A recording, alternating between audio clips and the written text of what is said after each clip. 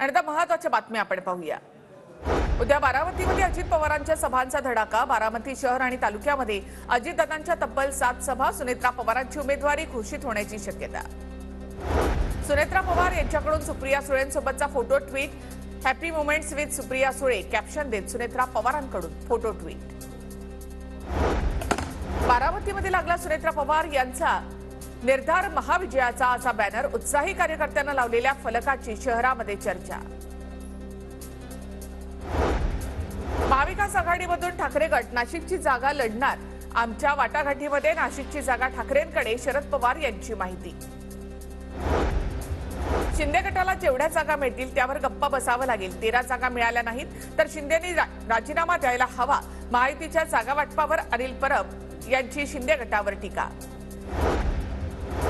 ED CBI सारख्या यंत्रणांचा वापर विरोधकांच्या विरोधात केला जातोय। तपास यंत्रणांनी कारवाई केलेल्यांमध्ये एकही भाजपचा नेता नाही। तपास यंत्रणांकडून 1-2 जणांवर कारवाई करण्यात आलेली आहे। शरद पवारांची केंद्र सरकारवर टीका। श्रीकांत शिंदेंच्या घोषणेला अर्थ नाही। नाशिक लोकसभेच्या उमेदवारीचा निर्णय वरिष्ठ पातळीवर होणार। भाजपचे इच्छुक उमेदवार दिनकर पाटील यांची प्रतिक्रिया। हेमंत गोडसेंच्या उमेदवारीच्या घोषणेनंतर शांतिगिरी महाराज नाराज। तिकीट मिळालं नाही तर अपक्ष लढणार, शांतिगिरी महाराजांची भूमिका। महायुतीमधील जागा वाटप अजूनही पूर्ण झालेलं नाही, त्यामुळे जागा वाटपासंदर्भात होणाऱ्या चर्चा कपोलकल्पित आहेत। महायुतीमधील जागा वाटपाच्या चर्चेवर बावनकुळेंची प्रतिक्रिया।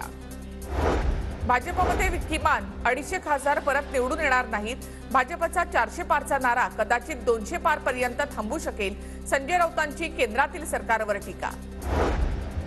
एकनाथ खडसेंकडून सून रक्षा खडसेंना शरद पवार गटामध्ये प्रवेशाची ऑफर, मात्र रक्षा खडसेंकडून भाजप पक्ष न सोडण्याची भूमिका।